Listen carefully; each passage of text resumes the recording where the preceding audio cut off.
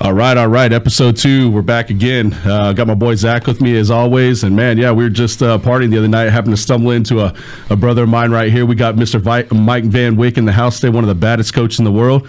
So he's up at Pure Muscle and Fitness up in Canada, right? Yeah. Yep. So I know we talked a previous discussion about my gym I'm opening. I'm trying to do like a smaller scale of Pure Muscle and Fitness, trying to bring that down here to Houston, and hopefully we'll have Mike down here a lot more down here to help coach some people and get people on the right track with proper training. So with that being said, Mike, as far as like back then to now, how do you think training has evolved?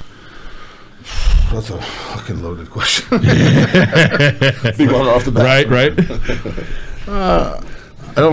I think it's evolved now to a point where people are, the younger generation, not us, but like kids coming up, they think that training has to be a lot more difficult than it actually is, or a lot more, not difficult, technical. Mm-hmm. So they're like very into like these intricate movements and like biomechanical patterns and all this shit, and they're not like understanding that it's just movement, it's not rocket science. So like, why are we analyzing every fucking minutia detail of things, especially if you're a beginner and you don't even know how to move weight, period.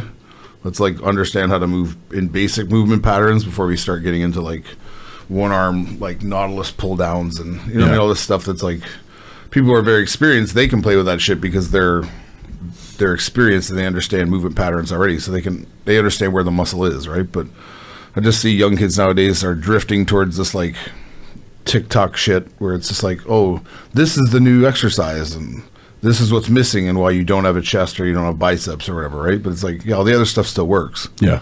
I think I saw on a podcast you were saying that a lot of like beginners start with a coach and the coach is going to put them straight into like a deadlift or like a squat or something that's more complex. Yeah. But I saw you say that it's more important to kind of get them able to understand what the proper contraction feels like before you go into those movements because they are more complex. Yeah, I mean, everyone says that like your staples are like squat, bench, deadlift, right? But those are also, when you turn around and look at them for real, they're the hardest lifts out of every lift.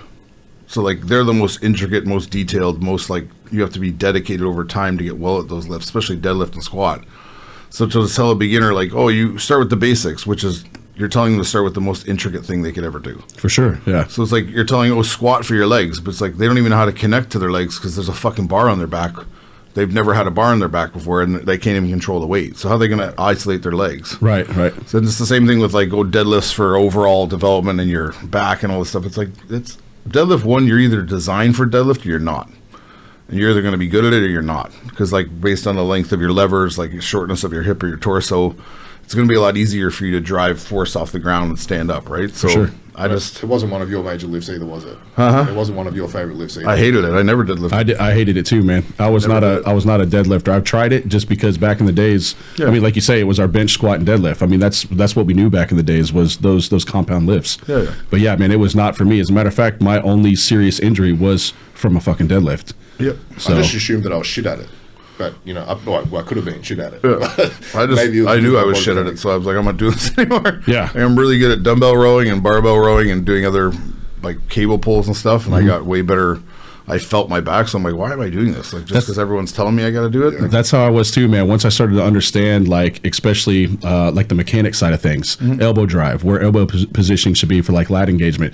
Why fucking even pull a deadlift? I was not getting anything out of it except injury. Yeah, and you get to walk around and tell people you do this and you do that, and they're like, oh, you're fucking strong. It's like, but it doesn't correlate to what you're doing. Yeah. You know what I mean? Like, I don't know where deadlift correlates. I don't even think collegiate football programs do deadlifting anymore. I would be surprised if they do, right? They do like a lot of hang cleans and snatches, I guess, stuff like that, like explosive stuff. Deadlift is not explosive. That's There's nothing exactly explosive about it. When I do football training, I have some high school guys. That's what we work on is hang clean stuff. Yeah. Nothing actually pulling from the ground. Well, it's like because it's hip drive from a position they'll be in. Right.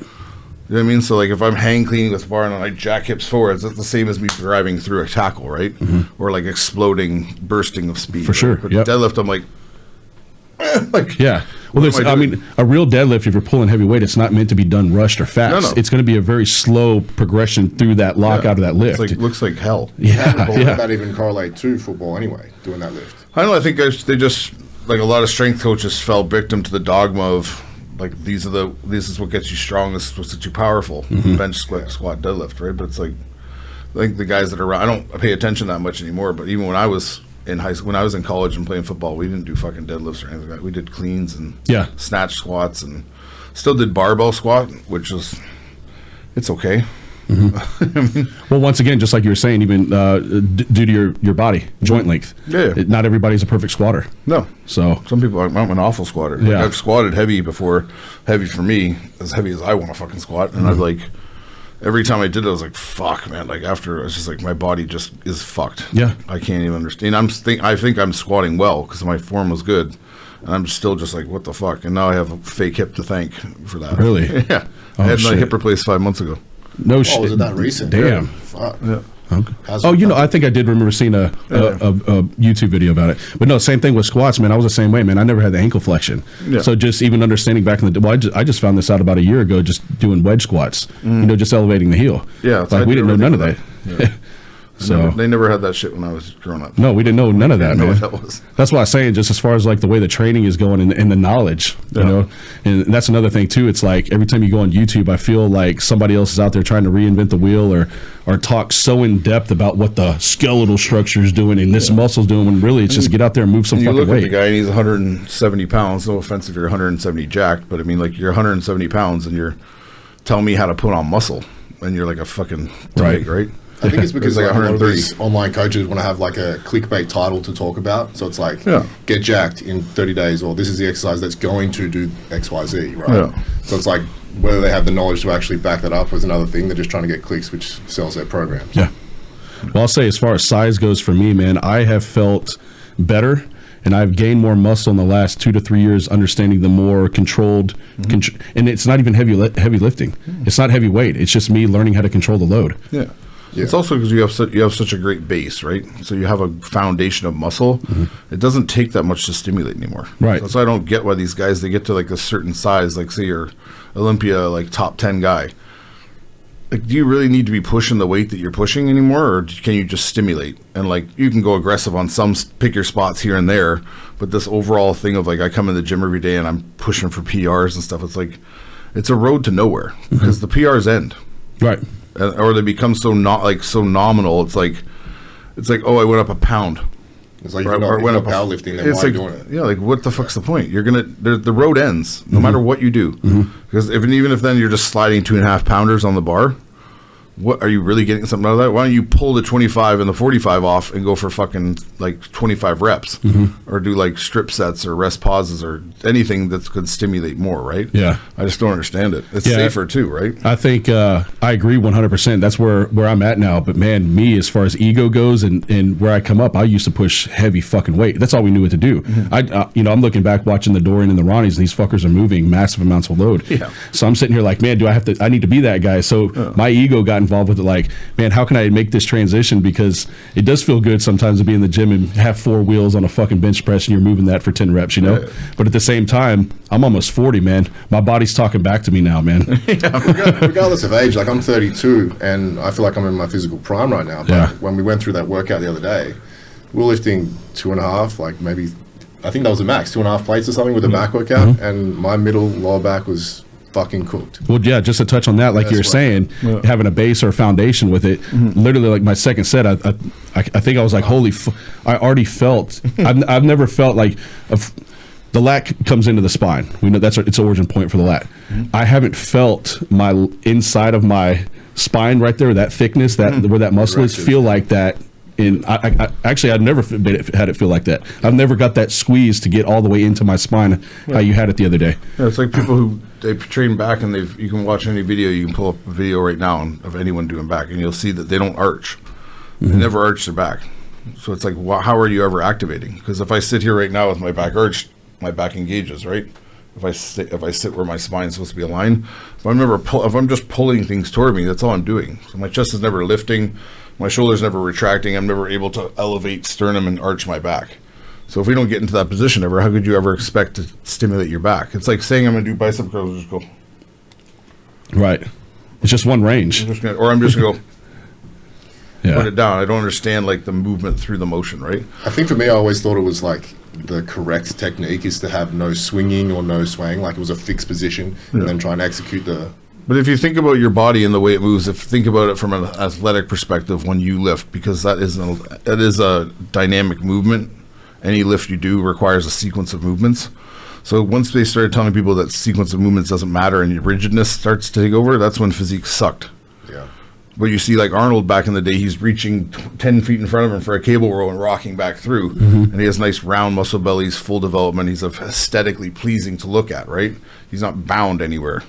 So it's like you just got to break people of that habit of just thinking that stiffness is like, because in like UFC, let's say you're training someone on mitts. When you throw a punch, you don't go, it's through your hip, through the floor, through your toe, whipping out like a chain, right? And snapping back. I don't just throw punches with my arms. So it's like, why am I pulling a cable row just going? Yeah. Because everything in the body is like synergistic. It moves together. So we emanate through the floor up on a pull. So the energy comes from the floor up through my body and back down into the floor, right? We've lost that in bodybuilding. And it's like people leave their legs almost dead stiff and they're just like poles, keeping them there, and they're pulling their back. But if you don't start a back pull from your feet, it's going to suck. No matter what you're doing on back. I don't care if it's a pull down, a cable row. If there's no jam from your feet to start and lifting your chest, you're never going to get the depth that you can get, right? So bodybuilders have stepped outside athletics and said that we're something different.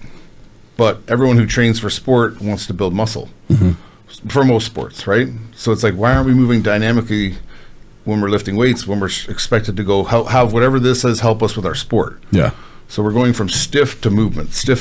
That's when injuries happen. For sure. If I'm ultra stiff in the gym and doing these hard deadlifts or these like barbell benches, right, and then I go out and I have to be like this agility dude who like moves and cuts on a dime, I'm sending two different signals to my body, right?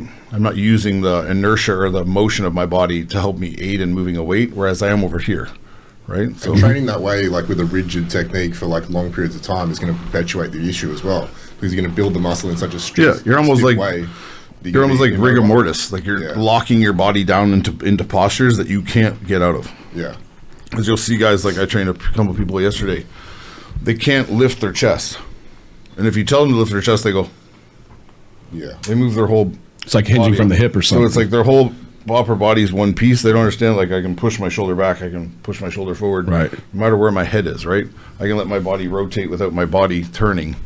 It's just this, I don't know where it came from, where everyone's like just stiff as fuck. Like, no one can tell me where that started either. Yeah, I was just about to ask. No one can tell you. Where do you think that period kind of transitioned from the Arnold days to now? You know, it's like, I think people misinterpreted Dorian Yates when they watched him, because his form was strict, so therefore they thought that the motion was strict, because you see him doing like one arm pulls and he's leaning like this, but he's also like rocking when he pulls, like he's sinking shoulder and pulling, and then he's driving down through. He's using such massive weight that it looks like it's like this, like I'm trying to squeeze as hard as I can. It's like, no, he's doing the motion, but that weight is 4 fucking plates, right? So it looks really slow. But if you did that same motion with a plate on there, the thing would go ring, fly right down. Right. It's appropriate to the weight that you're using, the tempo that you use. For sure. That's what I always noticed with him on his bent over rows. Yeah. He's rowing 405, which to him, to an average person, it looks like it's not that heavy, but he still had that strict form, but his body is still in motion with that. It wasn't just he's bent over and locked in that position. So it's like letting yourself like sink onto your quads and rocking up off of it. Right. It's just like kind of squishing like stomach on quad off. It's like a stiff like deadlift posture, but you're swinging off of it, right? Yeah. I think the biggest cue that I've taken from like some of the videos I've watched of yours on YouTube is just the head tilt, and like at the start of a position being either forward or back, which is going to determine how high your chest can go, especially with back training. And then I thought we were doing it, pretty well. And then when we actually got trained by Mike the other day, there was so many different little intricacies that he kind of, cued us through while we were training that made it even much better. For sure. Well, I think for me, so for the last 4 or 5 years, I've really tried to put myself around the best coaches, watch the best, who I feel is the best. One of them being you, one of them being Ben Pekulski at the My 40 gym. And when I got the privilege to go out and work with him, just now getting you kind of this added piece to the puzzle, he dove into more of the internal side of training. Like, what is the muscle doing? Yeah. When I had you were way more hands-on. So I really got to kind of connect with what I already knew to now. And it just basically excelled me. Like, I'm actually really looking forward to applying what just the little techniques I learned from you the other day to all my clients now, man. So yeah, it's just, I think that there's nothing wrong with Ben at all. Like, he's a great teacher and coach, but it's like when any coach like him that's like inundating you with jargon or like anatomy and like how the muscle moves. It's like, it's great that that's how the muscle moves, but that's how that muscle moves if you look at it in an individual basis. What does this muscle do? But how does it move synergistically with everything around it? So I can say my tricep does this for full extension, right? So you see these guys like working to get like full extension on their tricep and rocking out their elbow. That's not it. That's what my tricep does. But that's not how I train it. I don't just smash down and hold this end point and constrict. It has to be like elbow rocking, like almost off lat and then firing down through. So I'm sending contraction through my tricep and up, right? Like, and if you start thinking about terms of anatomy and how it do this, like if you looked at someone's chest and you told them on chest training, like, yeah, just keep rigid and just push your hands away, right? It's like, but if I drive my head forward and sink my shoulder for more depth, that's all I'm doing is looking for more shoulder range, right? Yeah, it's creating distance. And I rock off that bench and I'm taking that inertia of that push. I'm getting 2 or 3 more inches of depth on a press than if I just rigidly press this thing in. And yes, that's what my chest does, but if I use other things around it and I use motion, I can hit it even harder. Because like, I could tell you your chest does this. It brings your arm across. But when you're pressing, it literally feels like there's elevator doors pulling this is the middle of an elevator door. I'm pulling my muscle apart as I stretch my chest up, and I feel this contraction in. I don't feel like the angle of my pec going up and pec major and minor and like squeezing in. I feel an opening and I feel a closing. So if you start to tell people that's what you should feel, instead of being like, well, remember, like it inserts up here and then once you push, you'll be able to like, it'll send the contraction back. It's like, no, how does it feel though? But if you've never felt it as a trainer, you can't tell someone how to feel it. You can tell them, yeah, the muscle does this, so we're going to push on this angle, and then they get up there, like, oh, my shoulder hurts. Like, and once again, that's the value of actually training with you in person, because you were doing things like snapping elbow while we're actually executing the reps, which helps us like create that mind muscle and much easier to understand it that way. Are you big with, like, say, for example, to touch on the chest, as far as range goes, do you have, because what I was taught by Ben was, as far as insertion points to touch on that, is all the way up right here. I mean, that's where I feel that I'm tendinous, way up in here. So should my elbows be crossing the chest all the way over, or should it just be at a lockout position here? How do you feel about, the ranges within that movement? I think everything should be converging when you do a chest press. Like, even if you're... That's why they've, like, if you see new machines that are out now, everything converges. There's no machines that push straight ahead anymore. That's what I love about the Atlantis pieces. Because of their understanding, manufacturers and engineers of those guys, our engineers are understanding that it's like the more my hand travels across and my bicep squeezes my pec, the deeper I get into middle, right? The mistake people made is they still need to be in this posture. I can't just sit there and push to the middle, because I'm still getting outer. I'm not getting much inner. I'm really hitting outer pec and front delt. That's why, like, I don't tell people... My idea is to get their shoulder out of every press you do for chest, and I don't want it to activate hardly at all, other than to lock down and stay the fuck there. Just let me push through my hand and drive out. So I'm not concerned about any stretch I'm getting here. I don't give a fuck. I'd rather feel this stretch peeling away from sternum and seeing how far I can get that stretch to fire back in. If you have an athlete that is feeling a lot of that contraction or tension in that front delt, is that more rib cage mechanics or sticking the sternum up to... I would get their sternum up and I would have them arch way more than they are and have their head float to start. So and I have them, it's like if I'm here and I have my elbows out flared, I'm pressing here. If I here and I rock into lat, so I pull myself in and I'm driving off lat now. So I feel intercostals and lat when I push. So even extended fully, I'm here. I can't extend further than there and my chest is firing, right? Whereas if I'm here, of course my shoulder's going to fucking... Yeah, you're protracted in that position. And then head would be... So you're saying... shoving back as my chest is lifting, I'm rocking away from stuff. Gotcha. So my momentum is always going back into the bench, whether it's upright, laying down, whatever it is. My weight is rocking. I'm shoving this chair back to the wall and I'm shoving up through. So I can't have shoulder rock out of retraction because my weight's going back too. So it's just my hand that has to travel. It's all hand pressure that's chesting press pressures, right? So it's not like powerlifting where we're kind of locking into lat and then we're kind of like tricep extending, because we're trying not to rip our pec on 500 pounds. So it's just like a modified powerlifting that's just understanding, like, staying underneath the bar. I'm always underneath the bar. I'm never over top of the bar. I'm never pushing over or like trying to punch through. I'm always underneath the bar the whole way, and then I'm letting the bar push me back down, push back out, wherever the handle, doesn't matter the bar. How important have you noticed over the years, just working with athletes, how important is tempo? It's everything. It's what separates great lifters from shit lifters. Because me and you could like you said, bench 4 plates. You could be the guy who, or I could be the guy, I bring it down, I bang it off my chest, boom, boom, boom. You've seen these like sternum bouncers, right? And then they'll rack it and they're like, oh yeah. And you could be the guy who's like, you're feeling that like weight sink your back, like your sternum's lifting as the weight's coming at you, those shoulders are retracting almost like behind the bench, and then you're rocking off through. And you get 10 reps, I get 10 reps. You're going to have a better chest than me, 100%. I'm going to have better front delts, but I don't want to work front delt on chest day, so I work them on shoulder day. Yeah, so tempo, that's what I've learned, man. It's tempo is everything, man. Especially on legs. There's a lot of people have a lot of issue with leg drive on legs because they'll put 5 plates on a hack, and you see when they're standing there, you can tell they're going to be fucked when they do it. When there's going to be no leg or very little leg when they're high up here. When they unhook and they're like, oh, and everything's up here, so tension's holding up here, and if you could literally probably lift their foot off the pad. Right. I could probably peel your foot off the pad when I should be able to like not move your foot. Heavy feet. Should be attached to this table like suction cups. Right. I can't move. Everything else is moving around it, but these are stuck, right? But you go up to these guys and you pull their foot right off because all their tension's up here, and you see them going, and then they jump, they hit the bottom and they tap off. Right. So all that weight comes down, they go, and they push back up, and that's their. It was so hard I grinded it out. It's like, but you should be pushing so that like if this is where I would hit with my feet, I want to feel like I go and fire off. I want to feel like I sink through that pad, let that momentum catch up and throw, right? It's almost like a trampoline. Right. That's how you want to imagine it. But are we still trying to keep the contraction through the eccentric? The contraction is crazy because when I'm standing with a barbell or I'm standing with a hack squat or whatever it is, the weight's on me, but the weight's a part of me. So I'm holding my sternum up, my rib cage stays up, I'm not arching, and I'm thinking that all my weight's in my feet now. So literally when I'm going down, I'm trying to drive to my feet right away. So I'm trying to make that drop happen instantly. Yeah. So all that weight has to collect there and then fire back out. But people, they look at it as like, I just got to get to a certain point and then push this thing off.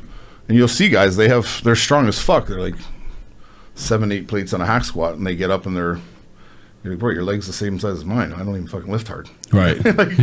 You made a lot of noise in the gym, right? Yeah. But then the guys who get it, you see they have that much weight on, they take that thing down slow as fuck. You see a little transition and right out of the bottom.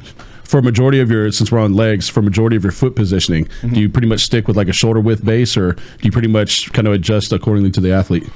I adjust a bit on like what that person's issues might be or mobility. But generally I'll take like a stance like this wide. Toes slightly out. Toes out. But it depends if that person jets too much, they shoot their knees too far. Because it's not about like opening your knees, it's about your knees like drifting up. So my first release is my knee pushing up, and then it'll open where it wants to, like based on my anatomy, right? But all these guys, they try to just open their knees and sit down. It's like just let it push out and then drop your ass, and then knees will spread. They'll go over your baby toe or whatever, right? Yeah. So it's just finding what works for them. You kind of got to watch people for their height on stuff. Like some people, they're deceiving. They go down and they're fucking, all of a sudden their knees like 3 inches in front of their toes. Right. I don't even know how fucking you got there. Yeah. So you got to put them up higher, whereas they're maybe even short. You're like, you're the way you're built, it's just not conducive, right? And then you get a tall guy, and you'll think, oh, I got to put this guy high up on the pad. And he goes up high on the pad, and the knees are all quaking, and you put him lower, feet together, to the bottom, right? So you play with individuals and see what works for them. You can kind of tell. That's why a lot of times when I train people, I'll be like, just do a few reps for me on how you do it. Because I can tell when you do it what's wrong. For sure. Yeah, you can see not exactly what's wrong, but what could be better. Like how you're, like you guys, you sat down on the prime row and you kind of hugged the pad and like got in tight, and then you pulled around. So you were coming around the pad, but it was more of this like, I want to overpower with my upper back because I'm strong. So I put you in a spot where that's not. Yeah, find where I'm weak. Yeah, train me where I'm weak. Yeah, there's no like rocket science to this. That's what I mean. Is like you can, if you have someone that's like objectively, like you guys train together, you could be like, you know what's weak on him and you know what's weak on him because you can visually see it. So you're like, okay, like get in this position. Why the fuck are we training where you're strong still? Yeah, I don't give a shit. Right. We're not getting credit for that. It's not getting it better. Like that's a lot of the mistakes these guys make coming up. Even guys at my gym I see train who are like whatever, they're just concerned with getting bigger overall, and they're not like understanding the intricacies of bodybuilding, where it's like we're bodybuilding guys. So if this part is done, this part's real good. Leave it for now. Still train it. You're not like gonna be like, I'm never doing arms again. It's just like let's divert our energy to like my shitty lower back or my awful lats. Right. And like let's really understand how to do that, even if it's with 30 pounds. Like we activate with 30 pounds is better than you yanking a 100-pound dumbbell up and down like you're starting a lawnmower, right? And you'll see that improvement every year. I've got a question about my own physique. My hamstrings have always been a weak part. I was always quad dominant and like always wanted to look good from the front, but never focused too much on my posterior chain. Yeah. I saw in one of your videos you were mentioning like foot placement in the pad, like we were just talking about before, and the height of the feet pad or your feet on the pad. How much weight do you think that actually carries in regards to targeting hamstring or targeting quad or Like a squatting movement? yeah? If I was trying to bring up my hamstrings more, do you think it's better just to do more isolation movements for my hamstrings? Yeah. I mean, I would be preaching your depth be better on your presses and stuff like that. Like I'd have to see how you do it, but I want to understand like how deep you are going and how much you're relaxing into that. Like I always imagine, like tell people, like feel like you're sitting in like a harness, like it's like pulling you down and then you're rocking back out. So I don't want to I want to feel that hip sink. So let's say I was doing the reps with perfect technique, like you said before, nice and slow tempo, and then slowly bouncing back off. Yeah. Where would my feet be? Does that It would depend on, I'd have to see you. Okay. Yeah. But more than likely, if I'm going to try and get into the glutes and hamstrings a little more, I'm just going to probably open up your stance a bit, but keep the same drop. Yeah. So we'll find what your drop is for like a quad, just to get that thing moving properly, and then we'll kind of open up the stance, and then just focus on like cracking knee and then letting hip fall. Okay. So the lower part of my leg are like pillards, and I'm like bouncing in out of a basket. So my tension points are here in my hip. My feet are planted like pillards. So it's just like this like elastic pulling down, pulling me back up. So I'd shorten your range and I'd have you find that range where you can feel like you're sinking, popping. So it's like glutes and hamstrings grabbing, right? And never fully extend up, like keep tension. Yeah. Just because I want you to feel like there's this like almost this like underneath your hamstrings and your glutes, like there's like this tension holding you. Like an elasticity just just going rocking, up. yeah. Yeah. That's what I would do on the presses, but I would, if you want your hamstrings to come up, I would just be like isolate the fuck out of them. Yeah. I built my hamstrings hamstring curling. I didn't do fucking deadlifts. Do you prefer seated or prone? I like whatever feels better. Yeah. Yeah, I think you could do both in the same workout. I don't know why you wouldn't. Yeah. Oh no, we definitely target both of them. Yeah. Well, touching on that subject too, man. It's been actually pretty challenging to find a legit hamstring curl machines, man. There's not, dude. There's Atlantis not. makes one that's it's I don't know how to describe it, but there's like a knee pad that's across, and there's two individual swingers. So there's a foot pad to stand on here and swing this one back. The standing one? And you can lean out onto a bar way out in front of you. Yes. Because that's like a true.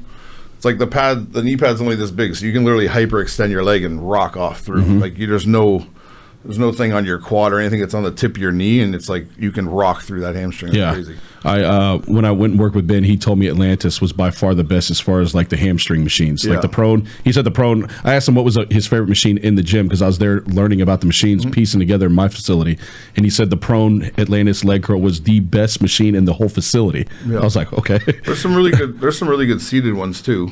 Yeah, you can get where you can put the pad on. It's just that people, they do the seated ones and they think that they have to be rigid and just like squeeze their leg back.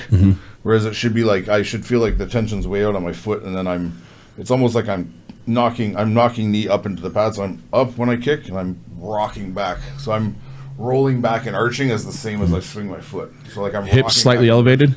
No, I'm down on the bench. Down on the bench. Pressure's in the knee pad, and I'm arching as I curl. Gotcha. So I'm getting taller as I bring that foot into my butt. Okay. As opposed to just being like, I'm do you creating believe more length, right? Do you believe on like a slight hold at the contracted position, like a little squeeze? I'm not really a hold guy. I like to take to like almost feel like it's like maximum tension and rock out.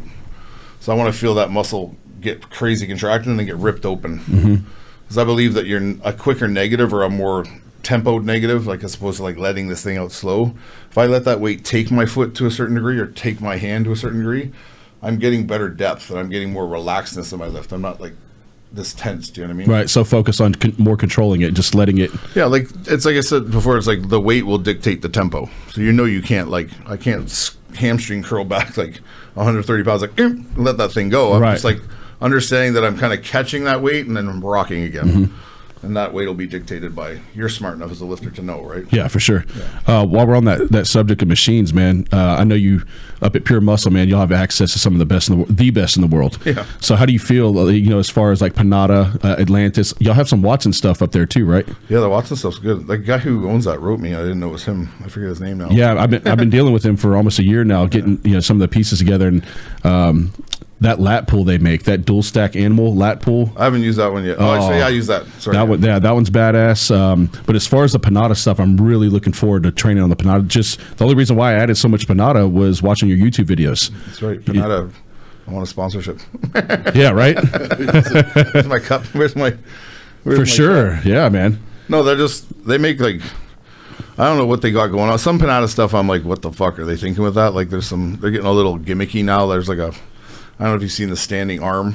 So it's like I saw that. Like a bicep and then a tricep. Yeah. I commented on Antoine's video about that. I was like, if you full stack or even start getting heavy with the tricep push down, aren't you just going to be engaging all fucking abs? Yeah, it's like the reason why triceps are so good is because the tension's up there. Yeah. So I'm pressing down through tension that's ripping me back. I have to force my elbow to stay down and catch and throw on that tricep. This is just like triceps for dummies, right? Yeah. So I know when we were discussing some legs pieces the other day, you were saying their new pendulum is pretty solid. Yeah, it's just, it takes getting used to, right? Like a lot of their design, you have to like play with it almost with no weight and understand where they're trying to put you in terms of like the tension point. Just because it's a different pendulum than say an Atlantis or Arsenal, which is kind of like, which is like it's ready to just fucking clank the bottom. Right? So like the range is a little bit different versus the kind of like it's like it comes like down and then at the end it comes up a bit. So it's like a true squat. It's not like there's no angle to it. You don't feel like you're being pulled like a roller coaster, like and leaning back. It's like you're settling down into depth and it's getting the feet out of the way because they're up on a pad, right? Yeah. So you're just dropping ass, and then you got to keep a lot more pressure up in your shoulder pad. You can't just let weight sit on you in that one. Yeah. It's like a different thing. So you have to keep ribs up. If ribs go down on that, you're fucked. Like you're going to be like grinding out reps. But if you think every time I'm like sitting with rib cage up, rocking rib cage out when I stand up, you'll come up perfect. But it just takes time to like see what's what, right? Yeah. I'm looking forward to all the Panada pieces. I went ahead and ordered that. In a lot of your leg sessions, you always superset the Atlantis pendulum. Yeah, with the swing squat, man.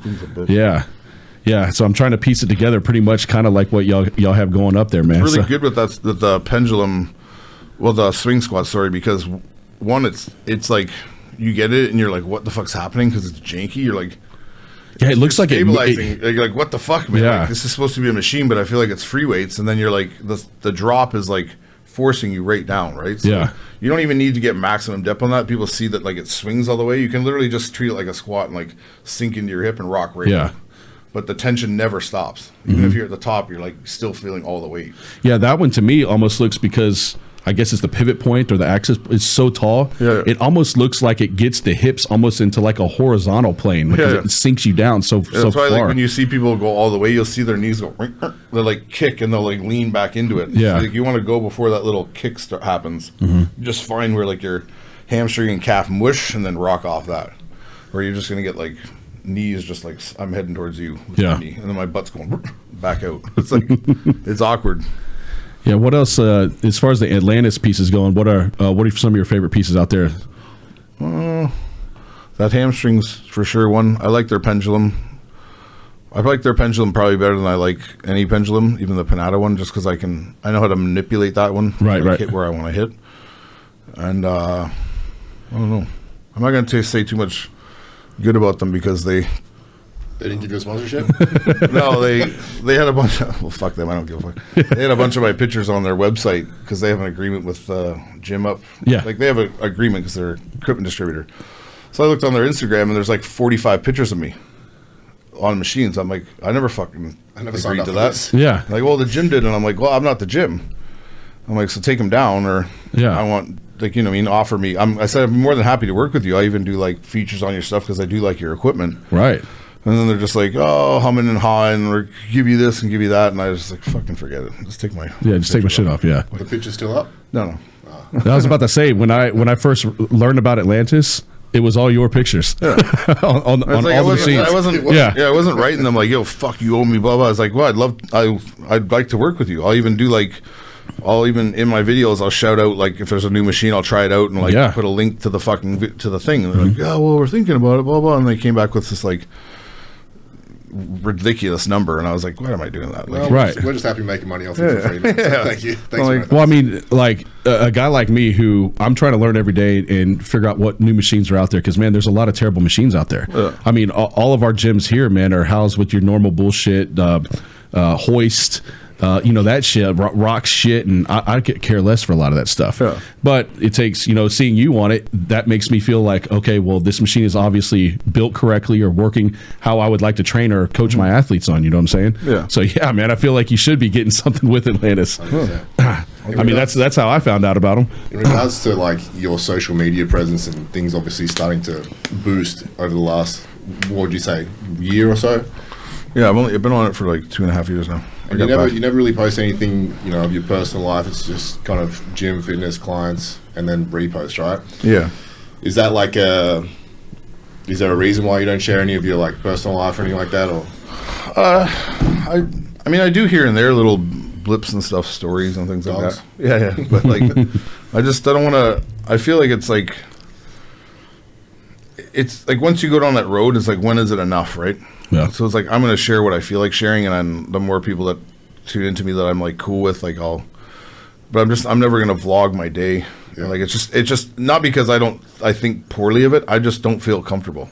Yeah. Like I'm awkward. To stand here and be like, hey man, I'm at the podcast of these. Like I can't, man. I'm the same way, bro. You'll see in my eyes that I'm dying inside because I'm like, I've even noticed in your YouTube videos you're kind of talking to the cameraman, Yeah. camera woman a lot of the Yeah. time, and like that's obviously the same type of thing, right? Yeah, It's yeah. like you enjoy what you're doing and speaking about what you're doing, but you don't. It's like feel it's also nice to see, like, because Alora and me are really good friends up, and that's the only person I've ever worked with, Big 3 Media. So it's like she comes from a powerlifting background where she was like a high level, like she holds records in Canada, so she understands like what I'm doing. And when I say something, like I can see when I say it to her that she's like, and she's like, oh, I'm like, oh, so it's carrying a point, right? Like, or if you're just talking, you're like, I don't know if maybe I need to explain it again because that sounds vague, but it's like when I'm filming, I just feel like I'm talking to her. So. Yeah, she's a good gauge of like whether you're on the right track with what you say. Yeah, or she'll laugh or like make like a face like, oh, and I'm like, okay, well, now I know that. Yeah. That worked, I guess. Yeah, man, I'm the same way, man. I'm horrible with fucking social media, but then again, too, I'm also that guy that's like, this is my time and experience with my buddies right here. Yeah. Like I don't give a fuck about who's watching my shit or anything, but I understand with business stuff nowadays, everything's social media driven, man. Yeah. I mean, so it's kind of like that separation of do I want to show my work and what I can provide or educate people, or my lifestyle, which I don't really care for that. I feel like you got the perfect like solution right now. Exactly what you're doing is perfect because you don't have to overextend. You don't have to feel fake with what you're saying, and you're honest and transparent as far as I can tell with everything you're saying. Yeah. So it's like you don't have to make something up. You don't have to remember any lies. You're just being yourself and having someone film you. It's like Yeah, and I only film like max twice a week and sometimes once.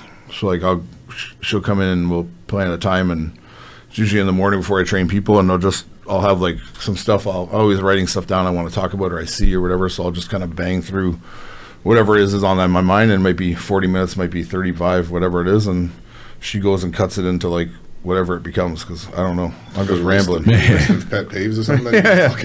But it's just like shit I'll see, or like I'll see someone doing like I might see someone doing exercise and I like the way they set up for that or whatever, or this guy's being a fucking dick. I'm going to talk about how there's dicks like that out there. Yeah, hell yeah. I mean, which there's plenty of them now, man. Yeah, yeah. You can't even walk into a fucking standard gym right now without somebody sitting on a goddamn machine texting their fucking 8 kids around in their fucking nipple tees thinking they're... It's the tripod kick that fucking did it for me. That video people took that so fucking seriously too, and it's like I put a fucking clip of Leonidas kicking the fucking guy from 300. Yeah, That's great. I'm not telling you to go, like it's like the only time you can tell jokes in this society is if you like I am a comedian, I'm telling jokes. It's Right. like no, I'm fucking joking. Like I don't shut up your tribod. It's because of the way you look, though. Yeah, You obviously that's what I mean. understand that. It's like So he's you gonna can film kick it. It's like Yeah, well, I'll just avoid it and give you a look like you're a fucking dork, and I'll just move on. Like Did number of tripods in that gym go down like rapidly? no, a lot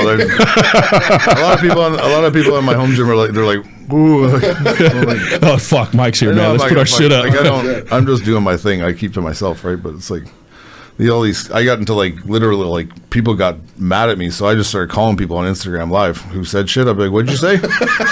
And they're like, "Well, I'm like, shut the fuck up. It's a fucking joke, man. Like, you're coming to the defense of people that it's a made up world. Like no one cares. You care. And you think you're like virtue signaling, like protecting, like jumping in front of the bullet for people. But these people don't care.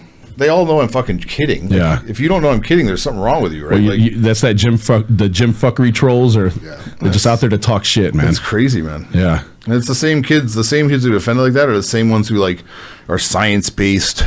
Yet they don't have a degree, and they look like absolute shit. Yeah, they don't have a fucking degree, and they just they copy shit off Lane Norton or fucking guys that are way more intelligent than them. Right. And they're like, "Oh, this is biomechanically," and you're like, "Yeah, you got that from somewhere. Right. You didn't do your own research. You didn't just come here from like writing a dissertation on fucking whatever. Like, who the fuck are you?" When I see that shit on the fucking internet, there's a couple like popular YouTube kids who are like science-based lifting. It's like, you're as big as this water bottle. And you've done juice before, and you're saying you're natty, but you've done juice before. Just because you're natty now doesn't mean that you're natty. Right. If you've ever done steroids, you've been on steroids, they've affected you. Yes. Like, that's an amazing topic to land on. Yeah, how do we dive into this one? I'm just going to put a show that says natty now. So it's like, right now, I am. Not in the past, but... It's like people that have like on their bio like lifetime natty or something like that. That's the worst thing. Why are you so proud of it though? Is that really out there? There's also the opposite of that too, where it's like guys that are like, we're all on gear, we've done gear, whatever it is. They shame the guy who does more. Yeah. Have you seen this? Like, they're like, that's too much. Like, oh man, he's on so much gear though. Yeah. Bro, you're running like 1,500 milligrams. Right. What the fuck are you talking about? He's on more. Like, let's just go to where he's at then. Like, what's the difference? You think like 500 more milligrams is going to make you drop dead on the floor? Like, they shame these guys, so you can't win, right? Even if you admit it, you're like, well, he's on so much though. It's like, I'm only on TRT. Define that. And it's like, right. Self-prescribe my TRT, so it's like 600 milligrams. It's like that. It's like that's so like work with individuals who know what they're talking about. Like, I'm very good friends with Broderick from Team Evil GSP. Like, I'm very good friends with Broderick, so I listen to Broderick about what I should do because I'm smart enough to know that what I was doing before was fucking winging it. I was winging it, man. This guy said to do this. I felt good on this, and like, I'm just going by what I'm going. But I get with him, and it's like I'm figuring out shit that works for me, what doesn't work for me, and I'm just like, I feel better knowing that I'm an idiot like me can go to someone that's intelligent, right? But these kids nowadays are like, I'll figure it out myself. I'm like such a genius. It's like, you don't do the work. You don't know what you're talking about. Like, TRT doses are different for you, and different for me. We can't all take the same dose and get the same outcome. The dose for me might be for you, make you feel awful. Yeah, you need to go higher or go lower, whatever it is, right? Because it's not working for you, right? So it's based on like weight and like who you are and what you do, and like it's not just like 200 milligrams is 200 milligrams. No, it's not. It's like what your natural free testosterone is before you started TRT as well. That's going to be a big determining factor. Yeah, or just understanding that you don't have any. Exactly. And you got to get yourself back up to a range that's healthy. It might take a little more because you're at like bottomed out levels, man. Yeah. You know what's crazy on that? I don't even know how many doctors I've been monitored by now, and every one of them except who I go see now, which is Dr. Larry Lipschultz here in town, and he's been phenomenal. It's been the best I've ever felt. But every other one of those doctors has always been your typical 200 milligrams once a week injection. It's like that's the standard fucking dose for you to take to be. I think it has a lot to do with the fact that they can only prescribe so much. Right. Like a lot of doctors, like I can't speak in the U.S. because it's different, but a lot of doctors in Canada, they'll eke up to the 400 milligram thing, but they're trying to keep those to a minimum because their Health Canada is going to be like, hey, hello. Like, it's the same in Australia as well. Yeah. The restrictions are so much stricter. Like Australia and Canada are very similar in those most of those ways. But yeah, you get 200 milligrams. Like, if you can get a doctor that will prescribe it. I think a lot of like general practitioners just don't have. It's not in their wheelhouse to know enough about it for them to like confidently prescribe it without being like, what's the risk factor here for me as a doctor, without losing their license, right? Right. Yeah. Well, no, man, like you're saying, winging it back in the days, man, that's how I got started. I just knew to listen to I was just trying shit like it was like candies. Yeah. I was like, these are good. At the same time as well. So you don't know what's working. Yeah. I mean, dude, I just listened to the pro that was, and verse, and we'll get on this in a minute, but, back when I started, which was, mid to late 90s, I mean, dude, everybody in the gym that was bodybuilding was either a pro or getting ready to be a pro. You knew that was a pro bodybuilder. There was no physique, men's physique, nothing. It was bodybuilding or nothing. So that was my doctor. I mean, at the time, you know, he would, I remember I'd go to him and dude, he'd throw me a 50cc vial, no label of Trin. He just mixed. It looked like motor oil with the damn oil streaks. Just, and like you say, trial, man, like, fuck it, let's see what this shit does to me, you know? So there was a guy in, I won't say his name, obviously, but when I was coming up as younger, he used to make this stuff called Finiplex Gold. Yeah. Everyone back home knew who I'm talking about. Yeah. And it was like in the 50 mil thing. Yeah. It would like, it looked like Goldschlager. yeah. Like little chunks in Yeah, it. like the floating. Yes. And I'm like, wow. I'm like, and I was like, this is the coolest thing I've ever Yeah, seen. that's how I was, man. I was like pulling this like golden liquid. I was like, oh, Yeah. like Yeah. why does this hurt so bad for a week? Exactly. No, for real, you drive with one butt cheek. Yeah, he's like, great, oh man, you want your arms bigger, bro? Just put it straight in your bicep. I'm like, are you fuck. fucking for real, man? That was the worst mistake I ever did. The first show that I competed in, I wanted bigger calves. But you shot them. Well, I shot him with test probe, and I couldn't even put my fucking heel down. I was on my tippy toes. I mean, they looked about an inch and a half bigger, but I could barely fucking walk, man. The worst mistake I never did it again, man. Windstroll in the cars would be worse. Fuck. Oh my god, man. Well, anything on that water-based shit. Like I remember when I used to do the suspension back in the days, the testosterone suspension, and that by far, when I did testosterone suspension and Anadrol, I was on those two. That's the strongest I've ever been. How's I love aggression test levels? suspension. Yeah. I wish they still made it. Yeah. There used to be a vet up in Canada called Univet. It was like based on from a town like 40 minutes away from us. Yeah. It was like a white bottle with like green writing. It was like fucking milk. Like it Yeah. was fucking amazing. Yeah, Shit. yeah. 50 Mine milligrams. was like milky, almost. It'd be like crystals in there floating around. It's like, oh shit, man. That's just like aggression in a bottle. Well, see, man, that talking about that, the good old days. I don't trust shit anymore Neither do I. with everything now. If it's not coming from my pharmacy or my doctor, I'm not touching shit. I just don't. I don't trust it anymore, man. Yeah. I just don't trust any of the gear or anything. And then again, we're sitting here talking about a vial getting thrown at me with motor oil in it. But Nowadays, I don't trust anything. yeah, nowadays.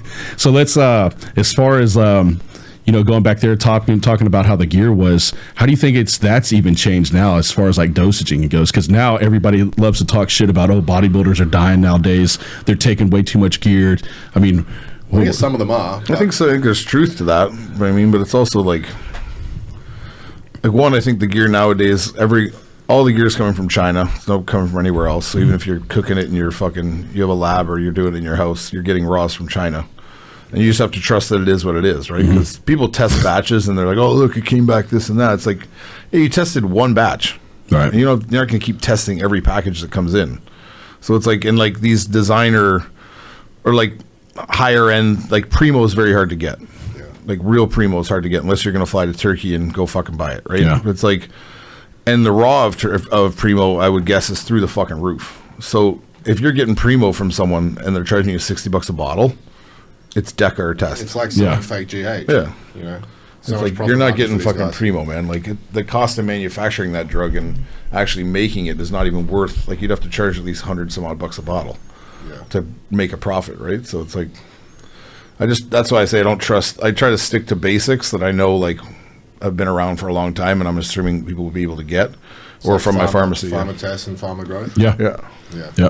Well, nowadays, and I mentioned this on a previous podcast, man, I'd be stacking 6, 7, 8 things back in the days. Now it's, dude, I take my testosterone just to keep my test where it's at, and I'm loving these new peptides, man. Oh yeah. Yeah, the BPC 157. I took that shit after my surgery. Yeah, I don't take it all the time. Though. My shoulder, man. I've been having so much shoulder issues up in here, and ever since I got on it, I've been on it now for 7 weeks now. I haven't had any issues, and I've been having. Pressing much more and everything. Yeah, I've been. locally, or is it just a sub? No, I just do sub Q, just right in my stomach. Yeah. But I haven't been able to hit incline dumbbell press. Man, it just gets so fucking, it hurts bad. Yeah. Dude, the other day I felt so good. We went up to 120s, 130s on dumping for 12 reps, and it felt great, man.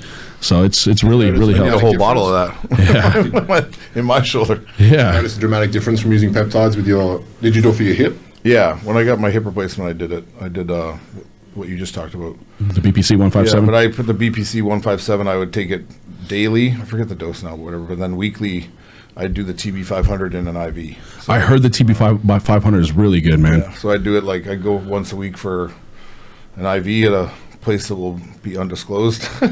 Yep. I'd bring my GH with me, and I'd get them to shoot the line. And I'd bring a vial of TB and get them to dump it in the bag. Oh, that's fucking genius, man. I know. Where we have all these little drip clinics around here. I wonder if that's something that, You gotta find one that'll let you just bring your own thing. Yeah, man. So it's not their thing, right? Like, it's not like they're selling it to you. So you find someone's cool, they're just like, yeah, just put this in there. Like, Yeah. just put it in the line. Well, we just recently found out, and what's crazy is we've been hearing, pretty good results off of it, but it's this new semaglutide. I mean, Yeah. Yeah. Well, that's like the main big pharma one. There's a couple of different ones. But yeah, like the results. There's a pill form now too, right? I'm not too sure. Yeah, they have a pill form. It's called I trialed it out. or something. I trialed it out, but I feel like I lost a little bit of muscle tissue as well because I wasn't using any other like steroids. I was on like a health phase when I used it. And I just felt like I got a little bit skinny. But for girls or just people that just want to lose a dramatic amount of weight, like it definitely suppressed my hunger. Like fucking. I'm on it right now. Yeah, I noticed you couldn't even finish a burger. But the thing is, like, it's weird because my hunger will come in waves. So like I won't be hungry, and then I'm like, well, fuck, and then I'll fucking devour, and then I'm like, oh fuck, you know what I mean? Like that was a problem for me. I didn't. But I can also I'd smash something really unhealthy at night because I was starving. Yeah, like I'm just also the type of person I can eat no matter what because I'm conditioned to. So I just force myself to eat on it. Yeah, I'm just like I'm eating. It's like down the hatch. Yeah, as far as eating goes.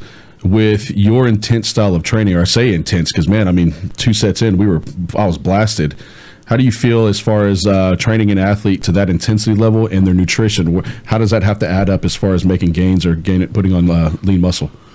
Well, I mean, if you're a bodybuilder and you're trying to be worth something in bodybuilding, I would assume your nutrition is pretty on point. Right. So I wouldn't recommend training like that if you're eating 1 meal a day. For sure. But it's also like you're acclimating to, like, there's a lot of variables that come in when you train with like someone new like me or whatever. You've never trained with me. You have no idea what we're about to do. So you can't even like psychologically, like, when you go in, I'm going to do incline press today.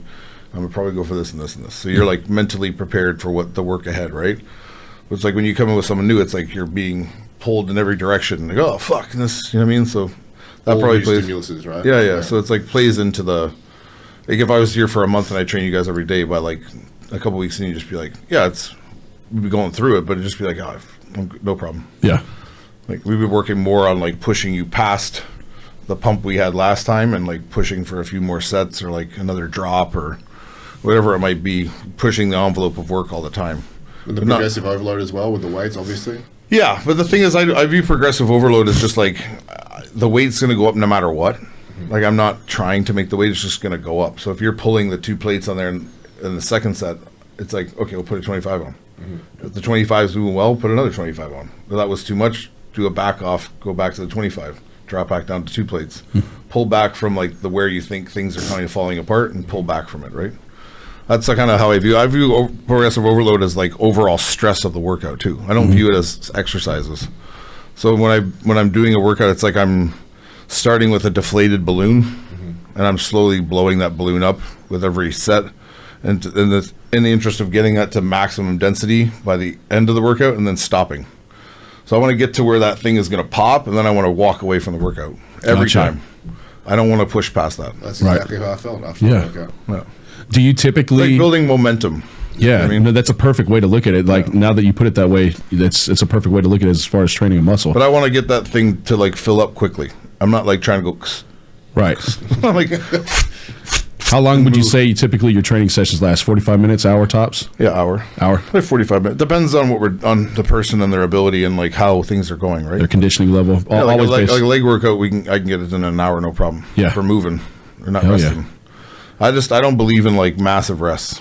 I think you should go when you think you're almost ready to go again. Yeah, for sure. Well, not when you're ready to go. To be indicative of like if they were lifting too much weight for what they can actually handle, like we were talking about before. But the weights that you were like prescribing for us, you feel fatigued and you got a huge pump, but you're ready to go because you're not lifting like insane. That's what I was saying. My cardio felt press, but I didn't feel like I had to stop for a long period of time. I wanted to keep that heart rate and that output in that zone. You know what I'm saying? If we train like that for a prolonged period of time, cardio would go through the roof. Well, it's just like we were saying the other day. We were training the other day, like fat fucks. And we've been pushing hard. We've been pushing each other real hard. And then like the following week, I was like, man, my cardio's felt better. Like we're getting into this. The weight is going up. And then of course the following week we're like, fuck, this went to shit because Texas heat came around. The fucking doors were open up in the gym, and now we had the heat hitting us, and we're like, god damn.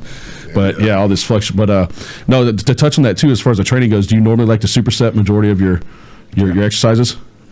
When I'm training clients, I like to, just because I don't give the body a lot of credit. I think the body's stupid. So I want to reinforce to you what I'm doing. I want you to know that I'm trying to damage this area. Right. But I'm not trying to hurt myself, but I'm trying to like wake you up to like, we're training my bicep now, and you're going to put all the blood you have into that bicep really fast. Like, I don't want to be like a set and then like, right. Get it in and get it done and get out of there, right? Yeah, for sure. I feel like as a byproduct of that, like doing supersets with your clients, like they're going to learn a lot more as well, because you're getting multiple exercises in each workout. Yeah. Like with ours, like we did maybe 6 exercises, but there were 3 supersets. So it's like, for me, I learned so much about each exercise in one session. I was like, your clients probably appreciate that too, you know? Yeah. Well, at the end of the day, as far as us, as a coaching, I want to get them in and out. I want to have them, feel like they got the best work out of their life within that 45 minutes to an hour, and then come back and let's re-tear that fucking muscle back down, Yep.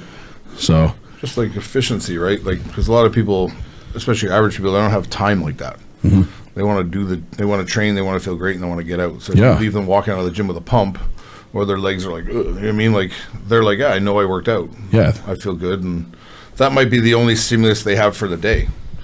They might go home and do nothing, right? And then they go to work or whatever it is. So, like, you've got that metabolism cranking, and they've got that heart rate up, and you tore down that muscle, and now they're going to go about their day. So they look better overall, quicker, I think.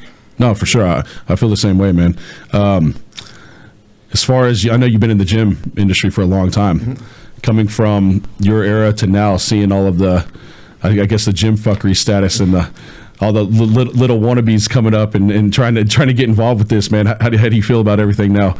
I mean, I make fun of a lot of the kids that are coming up now. I just think they're misguided, but it's good to see that people are working out. Yes. It's not like I'm saying they shouldn't. It's just like, wake up a little sooner and clue into the fact that you're kind of being a meathead or like a dick, and just fall in line with the rest of us. Like, this is something we do and we enjoy it. It doesn't need to be this spectacle.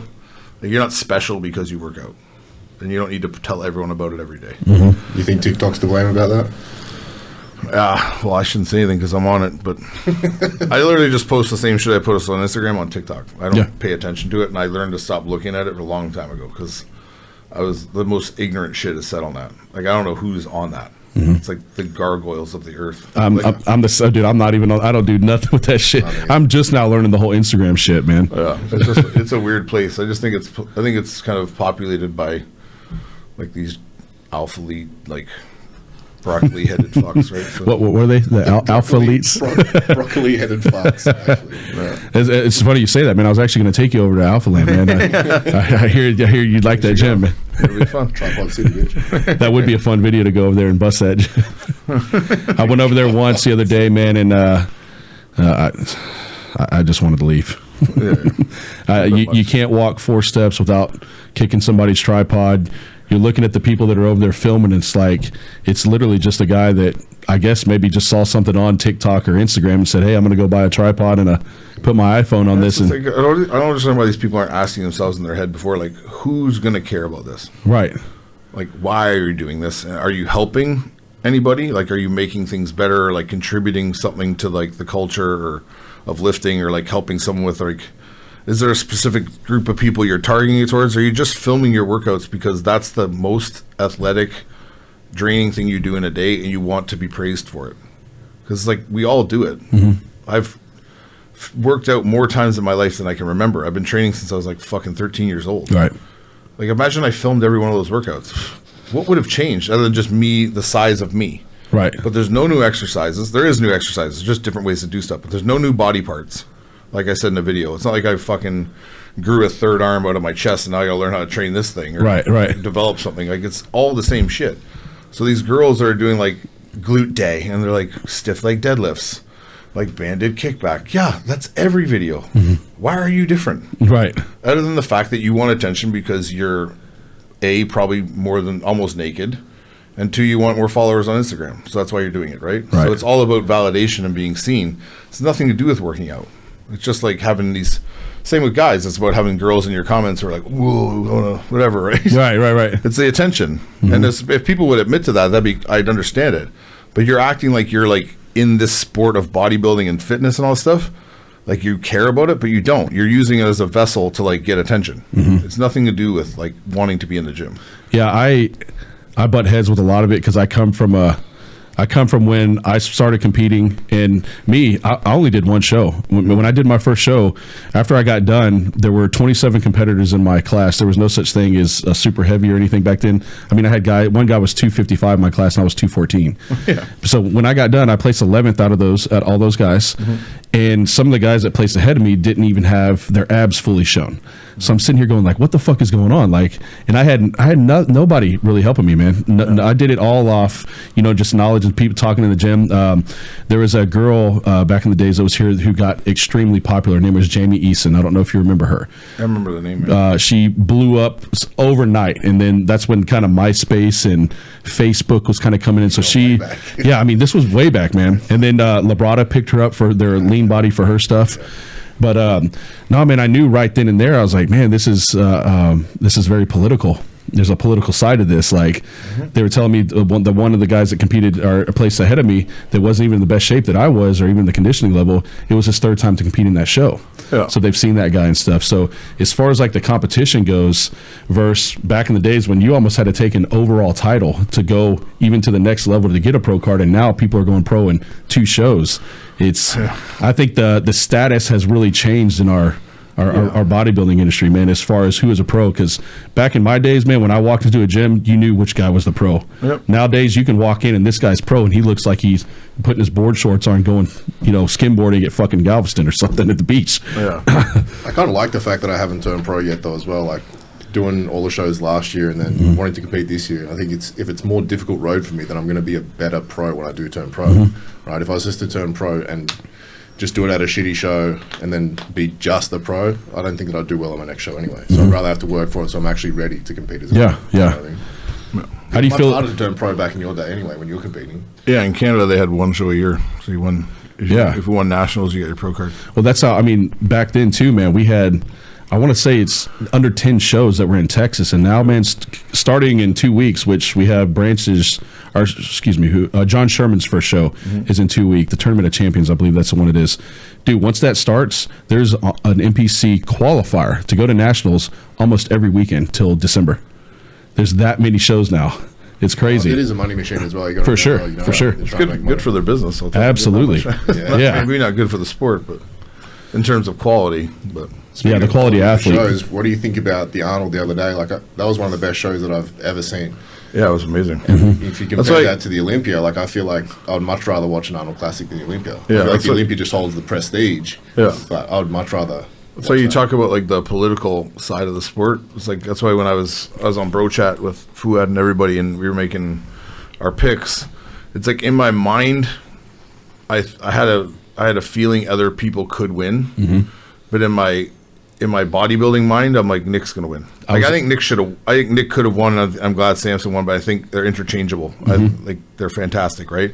But I now when I'm asked questions about shows, who's gonna place, I'm automatically flipped into like bodybuilding world mind, not like my actual thought. Yeah. Because I'm like, politics is such a fucking thing here, and like we all know that there's games being played behind the scenes, like whether the people want to admit it or not.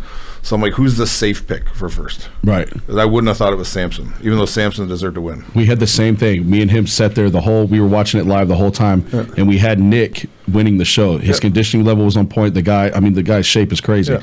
But then again, too, when you look at Samson, the guy is just so aesthetically built, man. But Samson's shape is better than Nick's for sure. The shape is there, but the conditioning I thought Nick nailed the conditioning as far as he's always crazy conditioned. That's why it's like it's nice. Not nice to see because it's not nice for him, but like it's good to see. Like it's almost like everyone fell into this trap a long time ago where condition was paramount. It's just condition, right? But like you have to see how pretty that physique is for sure. Like that's fucking insane. The guy that size with that big of a waist and those billowing quads, like it's an X-frame. What you want a superhero to look like, right? What you want, like you draw a bodybuilder, that's what he looks like. Whereas Nick has like this dense mass, and I'm into that because was more of a mass guy, right? But it's like when I see something that pretty, I'm like, holy fuck, man! Like, do you think how do you stand next to that? Right, I know. Do you think that's a trajectory of where the sport's going now, into that more like flowy physique? I think they're gonna kind of drift that way because I think they're gonna try and pull a lot of guys out of classic. Because if they put Ramy in fifth, right? Ramy came fifth. It's like I think there's shit going on behind the scenes there. Well, he didn't turn up to the guest. I think they're trying to like nudge him, like play the game or fuck off. Yeah. Sadly, I mean, as an ambassador for the sport, he wasn't the best Mr. Olympia, though. You know what I mean? He didn't turn up to the guest posing. He's kind of just chilling in Egypt. Yeah. I mean, in my opinion, man, I guess if you bring the full, like, I mean, I'm just going to touch on Ronnie. Ronnie had the mask with the superhero look. You know what I'm saying? So I guess favorite bodybuilder of all time. Me too. I mean, it's Ronnie fucking Coleman, and every year. Even till, I mean, his last ones, even when I know he came in, the waist was getting a little bit blocked, but he was, I mean, what? He was, 7 there? What was, I think it was 7. But yeah, man. I think that a lot of people are going forward are going to have a problem with Derek Lunsford. I think Derek Lunsford can literally take over the whole Olympia. I do too. 100%. I do too. And I think there's a guy that trains at my gym. I don't know if you guys know Quentin. Yeah. Quentin's when Quentin steps into who he is as a bodybuilder, like he's on the way there. Trust me, that's going to be nearly unstoppable. Dude, he's 26 or something. He's insane, so young, man. It's insane. Him in his 30s is going to be fucking nuts. Even in the next, like, because he's with Matt now. Matt Jensen's dieting him and training him, so it's like, you know, things are going to move. Yeah. You got Derek Lunsford, you got Quentin, and then you got people like Samson, and then Andrew Jacked, all shape guys, like sick flow physiques. They just look nuts. Yeah. I think that's the direction of the sport. But it's sick flow, but they're also fucking giants. Yeah. Like they're big dudes, man. When Andrew won, we were doing, God, man, I do so many shows I can't think of the name, but there's a qualifier here that Andrew Jack came and placed. Oh, yeah. And that was his placing to go to the Olympia that was here in Texas. Yeah. It's Freddie's show. I've seen Ronnie in person. Yeah. Ronnie, as a matter of fact, for my first show, Ronnie was our guest poser. He was right next to us, pumping up. Yeah, buddy. I mean, everything. How you guys doing, man? And Ronnie's one of the nicest guys I've ever met. Every show that I do of his, I mean, he always comes up, greets you. He's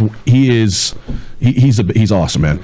But Andrew Jacked, it doesn't look like he can physically fit through a fucking door. Have you seen him in person? No. He's massive, man. With the height and the width of him, and I saw him with his clothes. Like, he was on stage, of course, competing, but when I saw him, he was fully covered up. Yeah. His long sleeves, it looked like he had to turn sideways to walk through the fucking door. He's so wide, man. Isn't it fucking He's massive. That he only just recently started taking bodybuilding seriously? You know what I mean? Like, he just did his first like show last year or something, and now he's just like, yeah, Mr. Olympia, straight qualified. I think he's going to be fucking huge in the future. Yeah. Y'all get a lot of pro guys coming through Pure Muscle?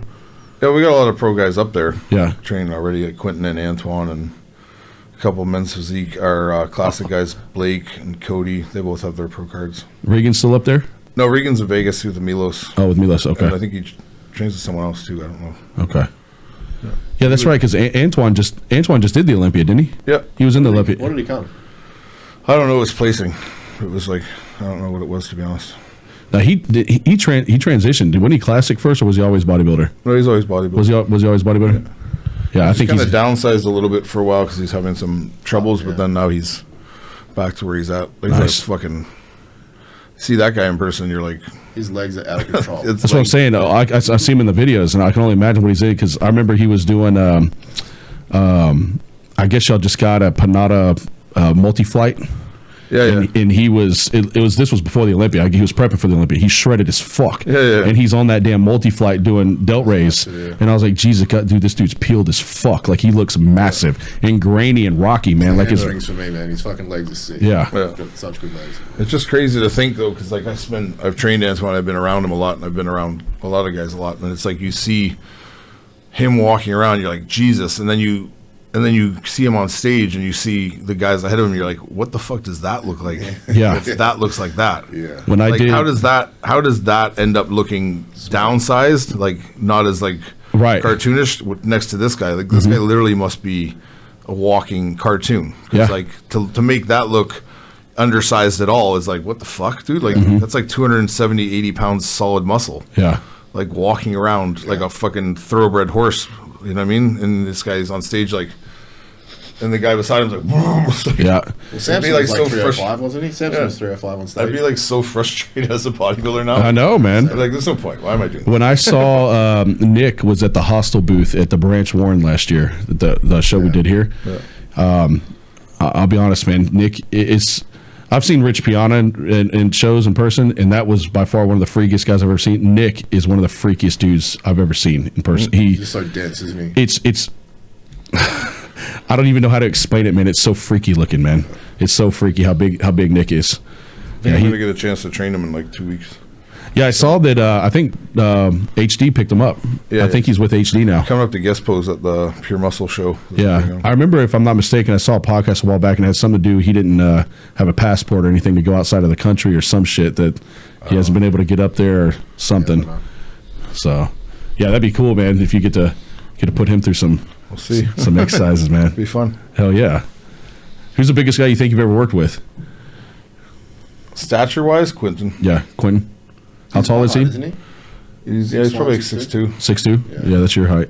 Yeah. But like the density on that frame is like usually taller guys are spread out, and you see like where there's lacking mass. It's like this guy's calves are the size of basketballs, and his quads are like he doesn't even fit in fucking pants. He grows fast too. Yeah, and it's like he's just walking around. It looks like right now he's heavier, so it looks like he's trying to walk around. Yeah, it's like this is like work right now. You know what I mean? Because it's just like it's overpowering this mass. What's the biggest you ever got? 330. Oh shit. 330 off season. Yeah. Damn, man.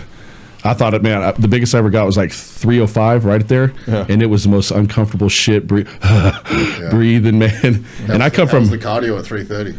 It was awful. Yeah, I remember. I think there's a video of me doing. Can you pull it up there? Does it work like that? Yeah. Yeah. On YouTube, go to muscular development. This guy like almost throws his back out picking this back up. He's just the guy from the front. Yeah, he's at the front desk. He's just a receptionist. Right. How many Oh shit. how many sets did you do working up to this? Like five? Yeah.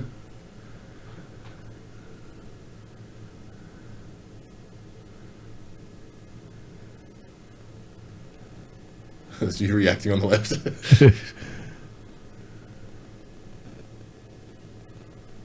Jesus.